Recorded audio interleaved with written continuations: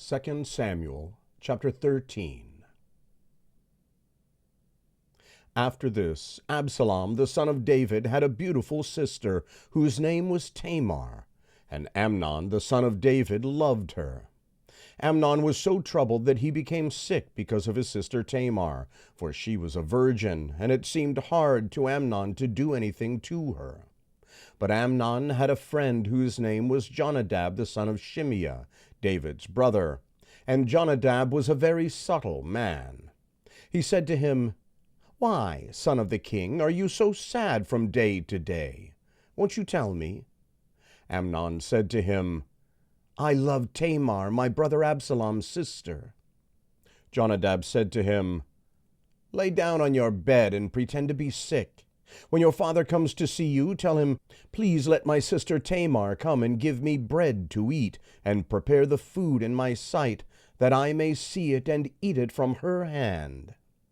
So Amnon lay down and faked being sick. When the king came to see him, Amnon said to the king, "Please let my sister Tamar come and make me a couple of cakes in my sight, that I may eat it from her hand." Then David sent home to Tamar, saying, "Go now to your brother Amnon's house and prepare food for him." So Tamar went to her brother Amnon's house, and he was lying down. She took dough, kneaded it, and made cakes in his sight, and baked the cakes. She took the pan and poured them out before him, but he refused to eat. Amnon said, "Have all the men leave me." Then every man went out from him. Amnon said to Tamar, "Bring the food into the room, that I may eat it from your hand." Tamar took the cakes which she had made, and brought them into the room to Amnon, her brother. When she had brought them near to him to eat, he took hold of her and said to her, "Come, lie with me, my sister." She answered him, "No, my brother, do not force me, for no such thing ought to be done in Israel. Don't you do this folly. As for me, where would I carry my shame? And as for you, you will be as one of the fools in Israel. Now, therefore, please speak to the king, for he will not withhold me from you." However, he would not listen to her voice, but being stronger than she, he forced her and lay with her. Then Amnon hated her with exceedingly great hatred. For the hatred with which he hated her was greater than the love with which he had loved her. Amnon said to her, "Arise, be gone." She said to him, "Not so, because this great wrong in sending me away is worse than the other that you did to me." But he would not listen to her. Then he called his servant who ministered to him and said, "Now put this woman out from me, and bolt the door after her." She had a garment of various colors on her, for the king's daughters who were virgins dressed in such robes. Then his servant brought her out and bolted the door after her. Tamar put ashes on her head and tore her garment of various colors that was on her. And she laid her hand on her head and went her way, crying aloud as she went. Absalom, her brother, said to her, "Has Amnon your brother been with you? But now hold your peace, my sister. He is your brother. Don't take this thing to heart." So Tamar remained desolate in her brother Absalom's house. But when King David heard of all these things, he was very angry.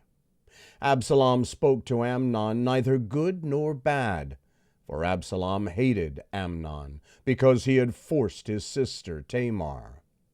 After 2 full years, Absalom had sheep shearers in Baal-Hazor, which is beside Ephraim, and Absalom invited all the king's sons. Absalom came to the king and said, "See now, your servant has sheep shearers. Please let the king and his servants go with your servant." The king said to Absalom, "No, my son, let's not all go, lest we be burdensome to you." He pressed him, however he would not go, but blessed him.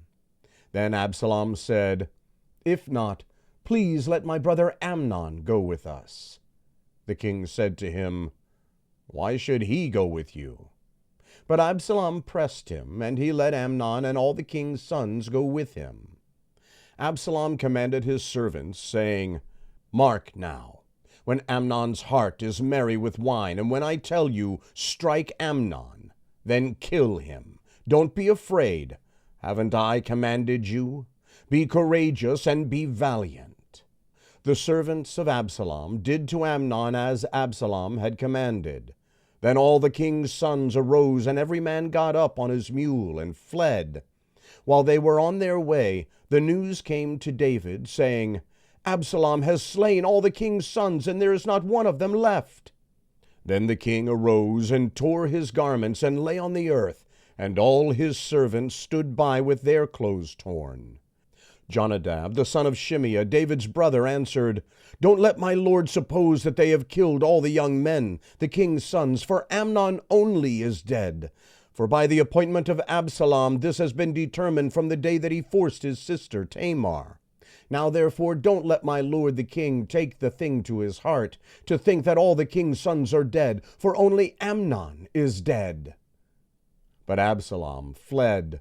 The young man who kept the watch lifted up his eyes and looked, and behold, many people were coming by way of the hillside behind him. Jonadab said to the king, "Behold, the king's sons are coming. It is as your servant said." As soon as he had finished speaking, behold, the king's sons came and lifted up their voices and wept. The king also and all his servants wept bitterly. But Absalom fled and went to Talmai the son of Ammihur, king of Geshur. David mourned for his son every day. So Absalom fled and went to Geshur, and was there 3 years.